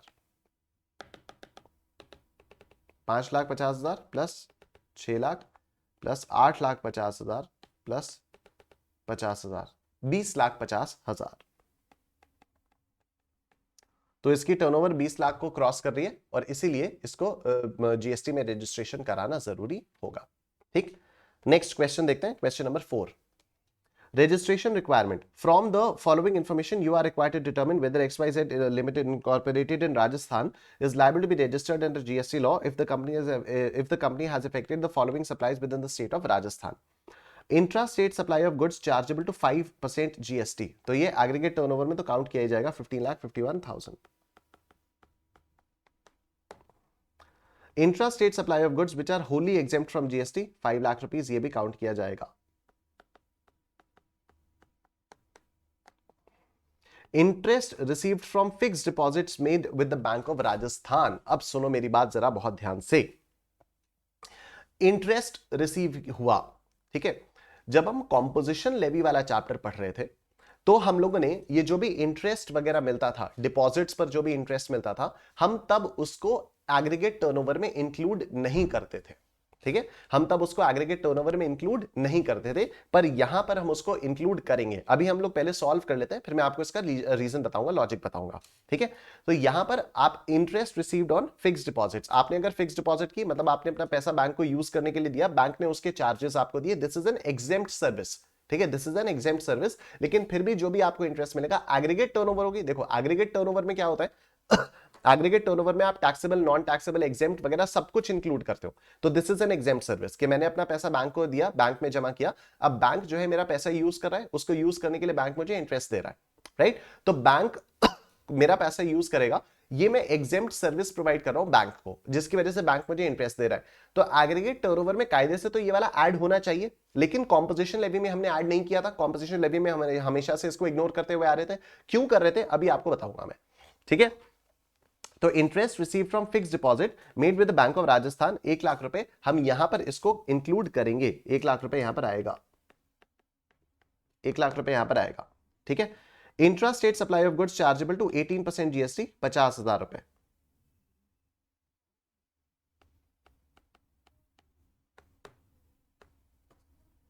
intra state supply of goods chargeable with nil rate, ये भी 18,50,000 रुपीज यहां पर कैलकुलेट किया जाएगा। 18,50,000 था ना, 18,50,000 रुपीज, ये भी यहां पर कैलकुलेट किया जाएगा। आओ देखते हैं। 1551 plus 5 lakhs plus 1 lakh plus 50,000 plus 18,50,000, कितना हुआ? 40,51,000। अब सुनो मेरी बात ध्यान से, जब भी आप एग्रीगेट टर्नओवर कैलकुलेट करते हो तो आप सब कुछ इंक्लूड करते हो, आप सब कुछ इंक्लूड करते हो, एग्जेम्प्ट, नॉन एग्जेम्प्ट, सब कुछ। ठीक है, पर कॉम्पोजिशन में हमने ये इंटरेस्ट वाला एक्सक्लूड क्यों किया था? क्योंकि अगर हम कॉम्पोजिशन के लिए ये कर देते, अगर मान लो कॉम्पोजिशन के लिए कर देते, जस्ट इमेजिन करो, इमेजिन करो मेरे पास बैंक अकाउंट में 5 करोड़ रुपए पड़े हुए, मेरे पास बैंक अकाउंट में 5 करोड़ रुपए पड़े हुए, उससे मेरे को इंटरेस्ट आ रहा है। ठीक है, अगर मैं 4% भी रेट ऑफ इंटरेस्ट मान लूं, अगर मैं 4% भी रेट ऑफ इंटरेस्ट मान लूं, 5 करोड़ का 4% भी 20 लाख हो गया। ठीक है, 5 करोड़ का 4% 20 लाख हो गया। 5% का 5 करोड़ का 4% 20 लाख रुपए का इंटरेस्ट हो गया, साल भर में 20 लाख रुपए का इंटरेस्ट। ठीक है, अब अगर कॉम्पोजिशन लेवी में हमने क्या देखा था, कॉम्पोजिशन लेवी में अगर सिर्फ इस इंटरेस्ट की वजह से आपका टर्नओवर 1.5 करोड़ क्रॉस कर गया, तब तो आप कॉम्पोजिशन के लिए लायबल ही नहीं होगे। समझ लो बात को, कॉम्पोजिशन लेवी में भी कौन जाएगा? First the person who is liable to get himself registered. ठीक है, तभी पहले रजिस्टर होगे, तभी तो आप चूज करोगे ना कि आप कॉम्पोजिशन में जाओगे या नॉर्मल में जाओगे, राइट। तो रजिस्ट्रेशन के लिए तो हमने ये इंक्लूड किया 20 लाख रुपए का। हम लोग जो इंटरेस्ट वाला है वो हम देखेंगे कि is he liable for registration, yes he is liable for registration. लेकिन जब कॉम्पोजिशन लेवी की टर्नओवर देखेंगे, कॉम्पोजिशन लेवी के लिए हम लिमिट देखेंगे, तो हम इस 20 लाख को कंसिडर नहीं करेंगे। नहीं तो ऐसे तो बहुत दिक्कत हो जाएगी। किसी के पास अगर बहुत सारा इंटरेस्ट है, वो एक्चुअल जो सप्लाई कर रहा है, वो जो एक्चुअल सप्लाई कर रहा है वो कम है, लेकिन इंटरेस्ट है, वो क्या करे? पैसे को कहां रखे? ब्लैक में रखे क्या? बैंक में तो रखना ही पड़ेगा। तो अगर उसके पास बहुत सारा पैसा है और उसको इंटरेस्ट इतना सारा मिल रहा है कि वो 1.5 करोड़ से ऊपर चला जा रहा है, वो 1.5 करोड़ से ऊपर चला जा रहा है, और सिर्फ इस वजह से हम आपको कॉम्पोजिशन नहीं लेने दे रहे हैं, सिर्फ इस वजह से हम आपको कॉम्पोजिशन नहीं लेने दे रहे, because the interest component is making your aggregate turnover exceed 1.5 crore rupees, तो ये तो गलत हो जाएगा। तो इसलिए कॉम्पोजिशन लेवी के लिए सरकार ने ये बोला कि कॉम्पोजिशन लेवी में जो आप ये 1.5 करोड़ वाली लिमिट देखते हो, उस लिमिट के लिए आप ये इंटरेस्ट ऑन फिक्स डिपॉजिट या कोई भी डिपॉजिट्स या लोन्स पर जो भी आपको इंटरेस्ट मिल रहा है, आप इसको इंक्लूड मत करो। ठीक है, ये लॉजिक था। आओ देखो नेक्स्ट क्वेश्चन, क्वेश्चन नंबर 5 देखते हैं। आरटीपी में 2018 का सवाल, let's look at it. Rishabh enterprises, a sole proprietorship firm, started an air-conditioned restaurant in Virar, Maharashtra in the month of February, wherein the customers are served cooked food as well as cold drinks, non-alcoholic beverages. In March, the firm opened a liquor shop in Kohima, Nagaland for trading of alcoholic liquor for human consumption. अब alcoholic liquor for human consumption is an exempt supply, is a non-taxable supply. Determine whether Rishabh Enterprises is liable to be registered under GST law with the help of the following information. Serving of cooked food and cold drinks, non-alcoholic beverages in restaurant in Maharashtra. फरवरी में 5.5 लाख की sale हुई, मार्च में 6.5 लाख की sale हो गई. ठीक है, फरवरी में 5.5 लाख की सेल हुई, मार्च में 6.5 लाख की सेल हो गई. Sale of alcoholic liquor for human consumption in Nagaland, मार्च में 5 लाख की सेल हुई. Supply of wholly exempted services 1 lakh. Export of packed food items from restaurant in Maharashtra 1.5 lakh और 2 लाख. ठीक है, अब क्या हुआ, ये सब कुछ एक्सक्लूडिंग जीएसटी है. You are required to provide reasons for treatment of various items given above. तो आओ देखते हैं. हम अगर सिर्फ कुक्ड फूड के बारे में बात करें तो फरवरी तक तो ये 5,50,000 था और फरवरी मार्च मिलाकर ये कितना हो जाएगा, फरवरी मार्च मिलाकर ये 12 लाख रुपए हो जाएगा. तो एक काम करते हैं, यहां पर हम लोग लिखते हैं कुक्ड फूड का 5,50,000 था फरवरी में, लेकिन cumulative turnover of February and March मिलाकर ये 12 लाख रुपए हो गया है. क्यूम्युलेटिव टर्नओवर मिलाकर ये 12 लाख हो गया है. Sale of alcoholic liquor for human consumption, sale of alcoholic liquor for human consumption फरवरी में कुछ नहीं था, लेकिन क्यूम्युलेटिव टर्नओवर 5 लाख हो गया. फरवरी में कुछ भी नहीं था, लेकिन यहां पर 5 लाख हो गया. मार्च में 5 लाख हो गया. ठीक है, उसके बाद supply of wholly exempted services 1 lakh फरवरी में और 2 लाख मार्च में. 1 लाख फरवरी में और 2 लाख मार्च में. ठीक है, 1 लाख फरवरी में, 2 लाख मार्च में. और उसके बाद यहां पर क्या हुआ, export of packed food items from restaurant 1.5 lakh फरवरी में और 3.5 लाख क्यूम्युलेटिव. 1.5 लाख फरवरी में और 3.5 लाख क्यूम्युलेटिव. ये हम क्यों कर रहे हैं ऐसे, हम ये ऐसे इसलिए कर रहे हैं ये देखने के लिए कि ये कब रजिस्ट्रेशन के लिए लायबल होगा. ठीक है, ये कब रजिस्ट्रेशन के लिए लायबल होगा. इसने जो दारू की दुकान खोली वो कहां पर खोली, इसने जो दारू की दुकान खोली वो नागालैंड में खोली है. ठीक है, इसने दारू की दुकान जो है वो नागालैंड में खोली है. रजिस्ट्रेशन के लिए तो हम हर जगह का टर्नओवर देखेंगे. ठीक है, रजिस्ट्रेशन के लिए हम हर जगह का टर्नओवर देखते हैं, एग्जेम्प्ट सप्लाई, नॉन टैक्सेबल, सब कुछ देखते हैं. तो ये दारू का जितना भी टर्नओवर किया जा रहा है ये exclusive supply of alcoholic liquor में होता तो बात अलग होती. ठीक है, exclusive supply of alcoholic liquor में होता तब बात अलग होती, तब हम ये सब नहीं देखते. तब हम कहते हैं कि ठीक है तुम करोड़ों का सेल करो, दारू का धंधा करो, लेकिन हम आपसे जीएसटी का रजिस्ट्रेशन नहीं मांगेंगे. लेकिन यहां पर तो रेस्टोरेंट और बाकी सारी चीजें भी हैं. तो अगर एग्रीगेट टर्नओवर हम लोगों को देखना है to find out whether person is liable to get registered और नॉट, तो फिर अल्कोहलिक लिकर वाला भी हम लोगों को देखना होगा. ठीक है, तो अभी यहां पर फरवरी की टोटल टर्नओवर कितनी आई है, फरवरी की टोटल टर्नओवर आई है 5,50,000 प्लस 1 लाख प्लस 1.5 लाख, कितना हुआ 8 लाख रुपए. ठीक, और ये क्यूमुलेटिव कितना है 12 lakh plus 5 lakh plus 2 lakh plus 3,50,000, 22,50,000. ठीक है, तो मार्च में जाकर 20 लाख को क्रॉस कर गया. मार्च में जाकर अगर 20 लाख को क्रॉस करा तो रजिस्ट्रेशन लेने की जरूरत होगी. Rishabh Enterprises was not liable to be registered in the month of February since its aggregate turnover did not exceed 20 lakh rupees in that month. However, since its aggregate turnover exceeds 20 lakh rupees in the month of March, it should apply for registration within 30 days from the date on which it becomes liable to registration. ठीक है, as per section 247, exempt supply includes non-taxable supply. Supply of alcoholic liquor for human consumption in Nagaland being a non-taxable supply is exempt supply and is therefore includable while computing aggregate turnover. ठीक है, I hope ये वाली बात आप सब लोगों को समझ में आ रही है. अब ये क्वेश्चंस 6, 7 और 8 आप लोग अपने आप से कर सकते हो. इसी के बेसिस पर आपसे बहुत आराम से हो जाएंगे. सॉल्यूशंस आप लोगों को यहां पर दिए हुए हैं. Question 6, question 7, question 8. क्वेश्चन 7 का मैं आप लोगों को सॉल्यूशन दे दूंगा यहां पर, और क्वेश्चन 8 आप लोग अपने आप से कर सकते हो. 6, 7, 8 आप लोग अपने आप से कर लोगे. And now let's move on to section 24, compulsory registration. तो अब देखते हैं कि ये कंपल्सरी रजिस्ट्रेशन कैसे कैसे होता है. तो the category of persons requiring compulsory registration under GST have been enlisted below. किन किन लोगों को कंपल्सरी रजिस्ट्रेशन कराना होता है. Persons making any interstate taxable supply, कोई भी अगर आपने इंटरस्टेट टैक्सेबल सप्लाई की तो फिर आपको रजिस्ट्रेशन कराना होगा. However, threshold limit of 20 lakh rupees is available in case of interstate supply of taxable services and of notified handicraft goods. इसके बारे में हम बात कर ही चुके हैं. बट ये 20 लाख वाला 10 लाख हो जाता है in the states of Mizoram, Tripura, Manipur and Nagaland. Casual taxable person को रजिस्ट्रेशन कराना कंपलसरी है। However threshold limit of 20 lakh rupees is applicable in case of casual taxable person who is making interstate taxable supplies of notified handicraft goods and availing the benefit of exemption from registration as mentioned in point 1 above। ठीक है, लेकिन इसके लिए 10 lakh rupees हो जाता है in the case of in the states of Mizoram, Tripura, Manipur and Nagaland. उसके बाद point number 3, persons who are required to pay tax under reverse charge on inward supplies received. However, persons engaged exclusively in making outward taxable supplies, tax on which is liable to be paid on reverse charge basis are exempt from tax registration. मतलब अगर मैं जितनी भी services ले रहा हूं सब पे मेरे को रिवर्स चार्ज में पे करना है टैक्स, तो फिर मेरे को रजिस्ट्रेशन करानी पड़ेगा, तभी मैं रिवर्स चार्ज में पे कर पाऊंगा। लेकिन अगर मैं सिर्फ आउटवर्ड सप्लाईज दे रहा हूं जो कि सिर्फ रिवर्स चार्ज वाली है, लॉयर्स, डॉक्टर्स वगैरह, तो उनको रजिस्ट्रेशन कराने की जरूरत नहीं है। Non resident taxable persons making taxable supply, तो इन लोगों को भी नॉन रेजिडेंट टैक्सेबल पर्संस को रजिस्ट्रेशन कराने की जरूरत है, compulsory. E commerce, every e commerce operator who is required to collect tax at source under section 52, ठीक है, तो इनको भी रजिस्ट्रेशन कराने की जरूरत है।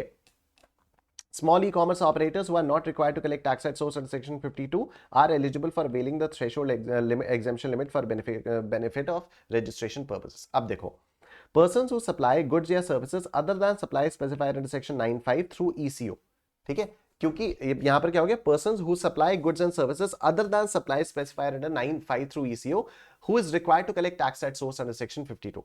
However, threshold limit of 20 lakh rupees is available in case of suppliers supplying services through ECO। ठीक, सेक्शन 95 में कौन सी थी? 3 सर्विसेज थी। सेक्शन 95 में 3 सर्विसेज थी, ठीक है। 3 सर्विसेज कौन कौन सी थी? अर्बन कंपनी, ओला, उबर और जोमैटो, स्विगी, कि ये 3 सर्विसेज अगर आप इलेक्ट्रॉनिक कॉमर्स ऑपरेटर के थ्रू प्रोवाइड करते हो तो इलेक्ट्रॉनिक कॉमर्स ऑपरेटर आपका जीएसटी पे करेगा, ठीक है। सेक्शन 95 में जो जीएसटी है वो इलेक्ट्रॉनिक कॉमर्स ऑपरेटर पे करेगा, नॉट अंडर रिवर्स चार्ज और एनीथिंग, ठीक है। तब मैंने आपको कहा था कि रिवर्स चार्ज के हैंगओवर से बाहर आना होगा, तो सेक्शन 95 में सिंपली ई कॉमर्स ऑपरेटर के बारे में बोला है, ना फॉरवर्ड चार्ज ना रिवर्स चार्ज, सिंपल, ठीक है। आप सप्लायर हो और जो जिसको भी आप सप्लाई कर रहे हो अपनी सर्विसेज, जोमैटो, स्विगी के थ्रू कर रहे हो, ओला, उबर के थ्रू कर रहे हो, अर्बन कंपनी के थ्रू कर रहे हो, सप्लायर आप ही हो, राइट। तो आपको वो क्या करना होगा, आपको जोमैटो या स्विगी को या जो भी इस टाइप का ई कॉमर्स ऑपरेटर होगा उसको रजिस्ट्रेशन कराना होगा जीएसटी में, और वो जीएसटी पे करेगा। अब यहां पर बोला जा रहा है कि वो सारे बंदे जो इन 3 स्पेसिफाइड सर्विसेज के अलावा ईसीओ के थ्रू प्रोवाइड करते हैं सर्विसेज, इनको रजिस्ट्रेशन कराना कंपलसरी है, ठीक है। अगर मैं जोमैटो, स्विगी के थ्रू खाना डिलीवर करा रहा हूं तो मेरे को कोई जरूरत नहीं है, क्योंकि जोमैटो, स्विगी जीएसटी पे करेगा। अगर मैं ओला, उबर के थ्रू अपनी गाड़ियों में ट्रांसपोर्टेशन ऑफ पैसेंजर्स दे रहा हूं, मेरे को रजिस्ट्रेशन कराने की जरूरत नहीं है, ओला, उबर कर लेगा। अगर मैं अर्बन कंपनी के थ्रू किसी के यहाँ जाकर कारपेंट्री का काम या प्लम्बिंग का काम वगैरह कर रहा हूं तो मेरे को रजिस्ट्रेशन कराने की जरूरत नहीं है, अर्बन कंपनी देगा। लेकिन अगर इसके अलावा मैंने कोई भी और सर्विस या गुड्स ई कॉमर्स ऑपरेटर के थ्रू सप्लाई किया तो उसके लिए मेरे को रजिस्ट्रेशन कराना पड़ेगा। तो persons who supply goods या services other than supply specified in section 95 through such ECO who is required to collect tax at source under section 52। अगर मैं ऐसे ECO के थ्रू कर रहा हूं जो ECO भी बड़ा है तो मेरे को रजिस्ट्रेशन कराना पड़ेगा।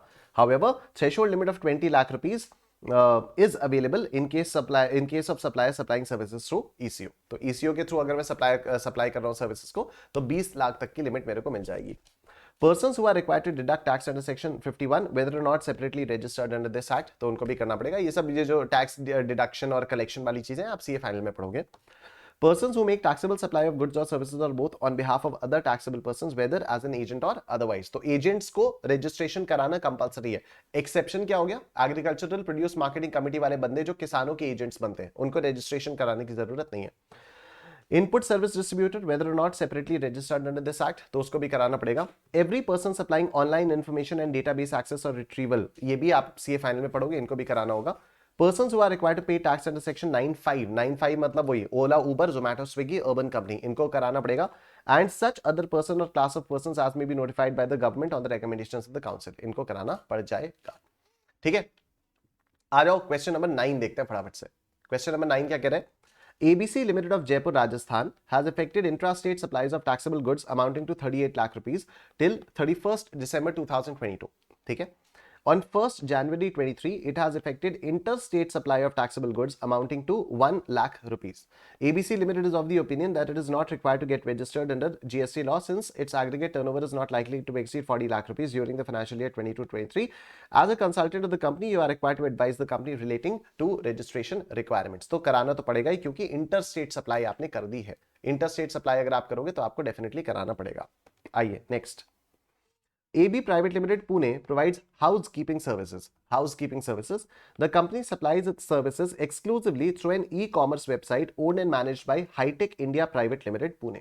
राइट तो ये अर्बन कंपनी की तरफ से हो गया. मेरी कंपनी है, हाउसकीपिंग सर्विसेज कर रही है, लेकिन मैं अर्बन कंपनी के थ्रू प्रोवाइड कर रहा हूं. Right. Turnover of AB Private Limited in the current financial year is 18 lakh rupees. Advise AB Private Limited as to whether they are required to obtain GST registration. Will your advice be any different if AB Private Limited sells ready-made garments exclusively through the e-commerce website owned and managed by Hitech India Private Limited? ठीक है. तो अब यहां पर क्या हम लोगों ने पढ़ा था? हमने पढ़ा था कि अगर हम ये कर रहे हैं ई कॉमर्स के थ्रू हम कुछ भी गुड्स या सर्विसेज प्रोवाइड कर रहे हैं, अगर हम ई कॉमर्स के थ्रू कोई भी गुड्स या सर्विसेज प्रोवाइड कर रहे हैं तो फिर ई कॉमर्स जीएसटी पे करेगा और हमारे ऊपर 20 लाख तक का हमें एग्जेम्पशन मिल जाएगा, हमें 20 लाख तक का थ्रेशोल्ड मिल जाएगा. ठीक है. तो ईसीओ का रजिस्ट्रेशन कराना होगा. लेकिन ऑफ कोर्स अगर मैं गुड्स प्रोवाइड कर रहा हूं, अगर मैं रेडीमेड गारमेंट्स प्रोवाइड कर रहा हूं तो फिर मेरे को भी जीएसटी में रजिस्ट्रेशन लेना पड़ जाएगा. तो देखो, Section 24 of the said Act enlists certain categories of persons who are mandatorily required to obtain registration irrespective of their turnover. Turnover चाहे कुछ भी हो, आपको registration लेना पड़ेगा.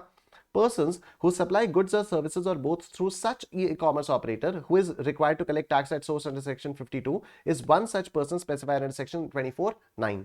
However, where the ECO is liable to pay tax on behalf of the suppliers of services under a notification issued under Section 9(5), the suppliers of such services are entitled for threshold exemption. ठीक है. तो जहां पर eco को पे करना है वहां पर सप्लायर को थ्रेशोल्ड का एग्जेम्पशन मिल जाएगा. तो 20 लाख तक का एग्जेम्पशन है तो 18 लाख तक रजिस्ट्रेशन कराने की जरूरत नहीं है. Besides this, it has been provided that persons who are suppliers of services and supplying services through e-commerce operator are not required to register under GST if their aggregate turnover is less than 20 lakh rupees per annum. Right. E commerce operator का मतलब यहां पर बताया हुआ है. फिर आगे देखो, since Hitech India private limited owns and manages a website for e commerce where both goods and services are supplied, it will be classified as an ECO. ECO liable for registration. इस notification ने क्या कहा है? Specified services by way of housekeeping except where the person supplying such services to an ECO is liable for registration under section 22(1) as one such service where eco is liable to पे tax on behalf of the suppliers. ठीक है. तो अभी housekeeping service जो है क्या वो liable to register है? नहीं, वो लायबल टू रजिस्टर नहीं है. क्यों? क्योंकि वो सर्विसेज प्रोवाइड कर रही है और एग्रीगेट टर्नओवर 20 लाख से कम है. अगर एग्रीगेट टर्नओवर 20 लाख से कम है और ईसीओ उसकी सर्विस लेकर कस्टमर्स को प्रोवाइड कर रही है तो ECO is liable to get itself registered और जो सप्लायर है सर्विसेज का उसको रजिस्ट्रेशन की कोई जरूरत नहीं है. In the given case, AB Private Limited provides housekeeping services to an ECO. It is presumed that Hitech India is an ECO which is required to collect tax at source under Section 52. However, housekeeping services provided by AB Private Limited, which is not liable for registration under Section 22(1) as its turnover is less than 20 lakh rupees, is a service notified under Section 9(5). Thus, AB Private Limited will be entitled for threshold exemption for registration and will not be required to obtain registration even though it supplies services through ECO. तो AB private limited को registration लेने की कोई जरूरत नहीं है. In the second case, AB private limited sells readymade garments to an ECO. तो such supply cannot be notified under Section 9(5) as only supplies of services are notified under that section. Therefore, in the second case, AB Private Limited will not be entitled for threshold exemption and will have to compulsorily obtain registration under Section 24. ठीक है. I hope आपको ये समझ में आ गया. अगर नहीं आया, अगर मान लो ये समझ में नहीं आया तो आप एक बार चार्ज ऑफ जीएसटी वाला सेक्शन जो चैप्टर है उसको आप रिवाइज करो, उसके बाद ये वाला पढ़ना तो आपको याद आएगा. ठीक है. चार्ज ऑफ जीएसटी वाला, दैट्स व्हाई मैं हर क्लास में, आप लोगों ने देखा होगा ना, हर क्लास की स्टार्टिंग में बताता हूं कि क्या बताता हूं मैं हर क्लास की स्टार्टिंग में? स्ट्रैटेजी सेशन दिया हुआ है, स्ट्रैटेजी सेशन दिया हुआ है. And I deliberately have to remove the comments जो कहते हैं ना स्टार्ट्स एट 1:53 या स्टार्ट्स एट 2 मिनट्स. ठीक है. क्यों भैया, जो 2 मिनट बताया है वो भी कायदे की बात है, वो ऐसे फालतू में यहाँ पर टाइम पास नहीं कर रहा हूँ. अगर मैं बता रहा हूँ कि ये शेड्यूल है, इतने बजे ये होता है, इतने समय ये पे होता है, तो कई सारे लोग जो है ओवर स्मार्ट बनने के बाद यहाँ पर नीचे कमेंट करते हैं ना कि स्टार्ट्स एट 1:30 या starts at 2:15, thank me later. अच्छा, थैंक क्या, तू भाड़ में जा. ठीक है, तो ये वाली चीज है। तो जो स्ट्रैटेजी सेशन है जिसमें मैंने रिवीजन करने का तरीका बताया हुआ है, उस तरह से अगर जो भी रिवीजन कर रहा है उसको ये सारी चीजें याद होंगी तो ये वाला क्वेश्चन बहुत आराम से समझ में आ चुका होगा। अदरवाइज ये वाला क्वेश्चन काफी ज्यादा कंफ्यूजिंग लगेगा। तो आप एक बार 4 जो जीएसटी वाला चैप्टर रिवाइज करके आना, जहां पर 9-5 किया हुआ है, उसके बाद फिर ये वाला क्वेश्चन करोगे, बहुत आराम से सॉल्व हो जाएगा। ठीक, क्वेश्चन नंबर 11 देखते हैं। क्वेश्चन नंबर 11 क्या कह रहा है? Mahadev Enterprises, a sole proprietorship firm, opened a shopping complex dealing in supply of goods at multiple locations, that is, in Himachal Pradesh, Uttarakhand, and Tripura in the month of June. It has furnished the following details relating to the sale made at such multiple locations for the month of June. ठीक, हिमाचल प्रदेश, उत्तराखंड और त्रिपुरा। चलो जी, बहुत ही अच्छी बात है। Intra state sale of taxable goods, intra state sale of taxable goods, क्या हम लोग एग्रीगेट टर्नओवर में इसको काउंट करेंगे? हाँ, तो हम एक काम करते हैं, हम state wise aggregate turnover count करते हैं, फिर सबका मिलाकर भी देख लिया जाएगा। ठीक है, तो स्टेट वाइज एग्रीगेट टर्नओवर हम लोग पहले कैलकुलेट करते हैं। इंट्रा स्टेट हिमाचल प्रदेश से 22,50,000 रुपए का दिया गया, 22,50,000 रुपए से हिमाचल प्रदेश से सेल की गई है। ठीक, और यहां पर त्रिपुरा से 7 लाख, त्रिपुरा से 7 लाख। फिर intra state supply sale of exempted goods, तो 6 लाख आपका इधर आ गया।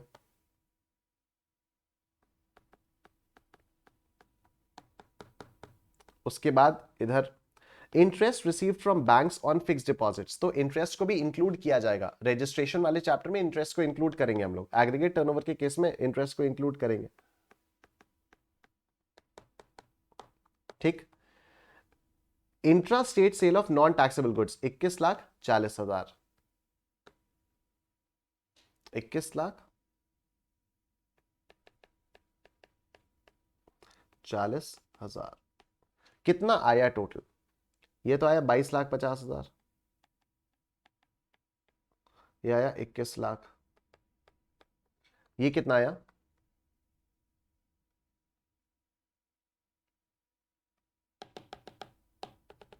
7 lakh plus 6 lakh plus 60,000 plus 40,000, 14 lakh. ठीक है, अब देखो आगे क्या पूछा गया है।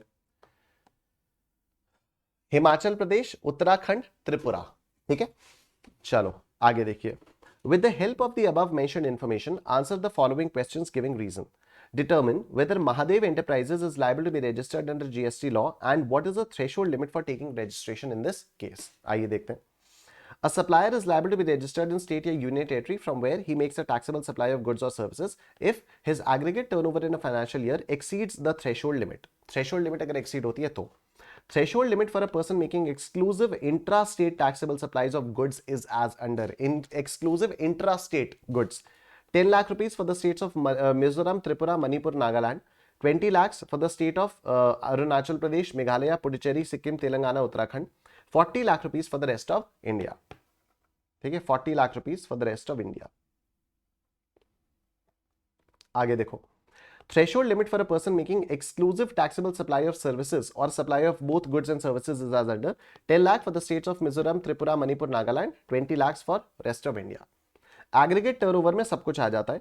The above is computed on all India basis. In the light of the aforementioned provisions, aggregate turnover of Mahadev Enterprises हमारी यहाँ पर आ गई है। अब देखो, services by way of extending deposits, loans or advances in so far as the consideration। अच्छा, ये notes votes आ गए क्या? ये तो नोट्स आ गए, चलो नोट्स को जाने दो। ठीक है, अब देखो नोट्स आ गए। नोट्स में हम लोगों ने ये दिया, नोट 1, नोट 2 ये आ गए, इसको तो आप लोग जानते ही हो। इधर देखो, in the given case Mahadev enterprises is engaged in exclusive intra state supply of goods from Himachal Pradesh and Uttarakhand and in supply of both goods and exempted services from Tripura. ठीक है, तो हिमाचल प्रदेश और उत्तराखंड से तो एक्सक्लूसिव सप्लाई ऑफ गुड्स हो रहा है, यहां पर हम लोग देख भी सकते हैं। तो intra state sale of taxable goods Himachal Pradesh और Tripura, intra state sale of exempted goods Tripura, interest receive from banks on fixed deposit ये तो भी Tripura, intra state sale of non taxable goods ये उत्तराखंड और त्रिपुरा, ये आ गया आपका। तो सर्विसेज आप कहां पर सप्लाई कर रहे हो? त्रिपुरा में आप सप्लाई कर रहे हो। ठीक है, बोथ गुड्स एंड सर्विसेज आप त्रिपुरा में सप्लाई कर रहे हो। हिमाचल प्रदेश और उत्तराखंड में आप सिर्फ और सिर्फ गुड्स सप्लाई कर रहे हो। सर्विसेज कैसे हो गई? क्योंकि interest receive from banks on fixed deposit. ठीक है, तो इसको सर्विस ही माना जाएगा। ठीक, आगे देखो, फिर क्या हुआ, the threshold limit for registration will be 40 lakh rupees, 20 lakh rupees and 10 lakh rupees respectively. ठीक है, क्योंकि यहां पर exclusive supply of intrastate goods है तो 40 लाख रुपीज हो जाएगा, ये त्रिपुरा 10 लाख रुपीज हो जाएगा और उत्तराखंड आपका 20 लाख रुपीज का हो जाएगा। ठीक, तो क्या हो गया, हिमाचल प्रदेश, उत्तराखंड और त्रिपुरा, तो threshold limit for registration will be 40 lakh rupees in Himachal Pradesh, 20 lakh rupees in Uttarakhand, 10 lakh rupees in Tripura. Further, since Mahadev Enterprises also makes taxable supply of goods from one of the specified special category states Tripura, तो threshold limit for the registration will be reduced to 10 lakh rupees. Overall threshold limit कहां पर हो गई, overall threshold limit 10 lakh rupees की हो गई है। ठीक है, अब देखो, अब आप क्वेश्चंस को आंसर करो। Thus, in view of the above mentioned provisions, Mahadev Enterprises is liable to be registered under GST law with the aggregate turnover amounting to 5750 computed on all India basis. Applicable threshold limit for registration in this case is 10 lakh rupees only. क्योंकि अगर आप थोड़ा सा भी special category state से provide कर रहे हो तो फिर आपकी जो थ्रेशोल्ड लिमिट है वो कम हो जाएगी। ठीक, आगे देखें, नेक्स्ट क्वेश्चन क्या है। Explain with reasons whether your answer in one will change in the following independent cases. पहला केस क्या है, if Mahadev Enterprises is dealing in taxable supply of goods only from Himachal Pradesh, अगर सिर्फ और सिर्फ हिमाचल प्रदेश से है तो डेफिनेटली हमारा आंसर चेंज होगा, क्योंकि अब क्या होगा, यहां पर हिमाचल प्रदेश में जो लिमिट है, अगर exclusive supply of taxable supply of goods only from Himachal Pradesh, only from Himachal Pradesh है तो हिमाचल प्रदेश में 40 लाख की लिमिट हो जाएगी। ठीक है, 40 लाख की लिमिट हो जाएगी और ये 22 लाख का यहां पर आपका टर्नओवर है तो फिर इसमें नहीं लगेगा। If Mahadev Enterprises is dealing in supply of goods only from Himachal Pradesh, applicable threshold limit of registration would be 40 lakh rupees. Thus, Mahadev Enterprises will not be liable for registration as its aggregate turnover would be 22 lakh 50,000 rupees. ठीक है, independent cases है। Next case देखो, if Mahadev Enterprises is dealing in taxable supply of goods and services only from Himachal Pradesh, अगर goods and services कर रहे हैं तो फिर 20 लाख की लिमिट हो जाएगी। ठीक है, goods और services अगर दोनों कर रहे हैं तो फिर थ्रेशोल्ड लिमिट 20 लाख की हो जाएगी। ठीक, if Mahadev Enterprises is dealing in taxable supply of goods and services only from Himachal Pradesh, then higher threshold limit of 40 lakh rupees will not be applicable, as the same applies only in case of exclusive supply of goods. Therefore, in this case, applicable threshold limit will be 20 lakh rupees and hence Mahadev Enterprises will be liable for registration. ठीक है, next question. If Mahadev Enterprises is dealing in taxable supply of goods only from Himachal Pradesh and has also effected interstate supplies of taxable goods amounting to 4 lakh rupees, हाँ तब भी definitely हो जाएगा, क्योंकि interstate supplies of taxable goods में registration compulsory हो जाता है। ठीक है, तो in case of interstate supply of taxable goods, section 24 of CGST Act 2017 requires compulsory registration irrespective of the quantum of aggregate turnover. Thus, Mahadev Enterprises will be liable for registration. ठीक है, अब बाकी के जो भी क्वेश्चंस हैं, question number 13, question number 12 ये भी थियोरेटिकल है, आप कर सकते हो। क्वेश्चन नंबर 13 ये भी थियोरेटिकल है, आप कर सकते हो। क्वेश्चन नंबर 14 ये भी थियोरेटिकल है, आप कर सकते हो। और जो क्वेश्चन नंबर 15 है ये भी थियोरेटिकल है, आंसर दिया हुआ है, आप लोग इसको अपने आप से कर सकते हो। ठीक है, और बाकी इसके बाद आ जाता है आपका section 25 timeline for application of registration. अब इसके आगे जो कुछ भी है वो प्योरली, जैसा मैंने आपको बताया, वो प्योरली थियोरेटिकल है कि आपको कितने दिन के अंदर अप्लाई करना चाहिए, फिर उसके बाद प्रोसीजर क्या होगा वगैरह वगैरह। बेसिकली पूरा का पूरा प्रोसीजरल पार्ट है, राइट। लेकिन इस प्रोसीजरल पार्ट में भी जहां जहां पर अमेंडमेंट्स हैं वहां पर मैंने मेंशन किया हुआ है बोल्ड से, तो आप इसको अपने आप से पढ़िएगा। लेकिन उन अमेंडमेंट्स वाले पोर्शन पर बहुत ध्यान दीजिएगा। मैं आपको एक चीज दिखा देता हूं, जैसे ये है, जैसे ये क्वेश्चन नंबर 21 देखो, क्वेश्चन नंबर 21 जनवरी 2021 में आया था, 5 नंबर का क्वेश्चन ये। ठीक है, अब इसमें क्या हुआ, अच्छा नहीं इसमें नहीं, ये क्वेश्चन नंबर 22 देखो, क्वेश्चन नंबर 22 ये काफी बार आता है एग्जाम में। जनवरी 2021 में आया 5 नंबर का, मई 2022 में आया 5 नंबर का। जनवरी 2000 में क्या पूछा गया, explain the circumstances under which proper officer can cancel the registration on his own of a registered person under CGST act 2017। मई 2022 में क्या आया, state any 5 circumstances under which proper officer can cancel the registration on his own under CGST Act 2017। और इसमें changes हैं, इसमें जो है वो चेंजेस हैं। क्या है, पहला तो एक ये है, ठीक है, 5 पॉइंट्स आपको मेंशन करना है। एक पॉइंट तो ये, इस एक पॉइंट के अंदर 1 2 3 4 5 6 7 8 9, तो ये H और I वाले जो पॉइंट्स हैं ये नए जोड़े गए हैं। फिर दूसरा, तीसरा, चौथा और पांचवा जो पॉइंट है, दूसरे में से देखो ये कटा है और ये बोल्ड में जो लिखी हुई है चीजें वो ऐड हुई हैं। तो ये जो कटा है और बोल्ड में जो लिखी हुई है चीजें वो ऐड हुई हैं। तो मुझे बहुत ज्यादा ऐसा लग रहा है कि ये वाला क्वेश्चन आपके मई 23 एग्जाम्स में भी आ सकता है। मई 22 में आया था, ठीक है। और अभी क्योंकि रिसेंट इसमें बहुत ज्यादा चेंजेस हुए हैं, तो ये वाला क्वेश्चन आपके May 23 के लिए इंपॉर्टेंट हो सकता है। ठीक है, तो क्वेश्चन नंबर 2 तो आप वेरी वेरी इंपॉर्टेंट मार्क कर लो, 5 नंबर का क्वेश्चन आएगा, इसको तो अच्छे से रट्टा मार के जाना। ठीक है, कि कौन कौन से सर्कमस्टांसेस हो सकते हैं जहां पर प्रॉपर ऑफिसर जो है वो रजिस्ट्रेशन को कैंसिल कर सकता है अपनी मर्जी से। तो इसका तो अच्छे से रट्टा मार के जाना। 5 पॉइंट्स आपको, कोई भी 5 पॉइंट्स आप लिखोगे तो चलेगा, लेकिन ये जो भी अमेंडमेंट्स हैं इनको इनकॉर्पोरेट करके आपको याद करना। इसी तरह से आप बीच बीच में देखते रहोगे बहुत सारी जगहों पर जहां जहां भी चेंजेस आए हैं वहां वहां मैंने बोल्ड में मेंशन कर दी हैं चीजें, और ये थियोरेटिकल एस्पेक्ट से रिलेटेड भी जो भी क्वेश्चंस हैं वो सब कुछ आपको यहां पर दिया हुआ है। इट्स जस्ट यहां पर मैं बोलता रहूंगा वो चीजें तो वो बोरिंग हो जाएंगी आपके लिए भी मेरे लिए भी, तो इसलिए इसको मैं कह रहा हूं कि आप लोग अपने आप से पढ़ लो, थोड़ा थोड़ा करके भी अगर रोज पढ़ोगे, अभी तो आपके पास बहुत सारा टाइम है, ठीक है, पूरा 1.5 महीने से ज्यादा आपके पास पड़ा हुआ है, तो आप अगर थोड़ा थोड़ा भी करोगे, दिन में 1 पेज 2 पेज 3 पेज भी अगर आपने पढ़ लिया इसको, और उससे रिलेटेड क्वेश्चंस आप लोग करते हैं जो कि यहां पर आपके नोट्स में सब कुछ दिए हुए हैं, तो आपका काम बहुत आराम से चल जाएगा। ठीक है, thank you so much everyone. मैं फटाफट से आपको बता देता हूं आपको अनअकैडमी प्लस का सब्सक्रिप्शन कैसे लेना है। तो आप अनअकैडमी की वेबसाइट पर आओगे,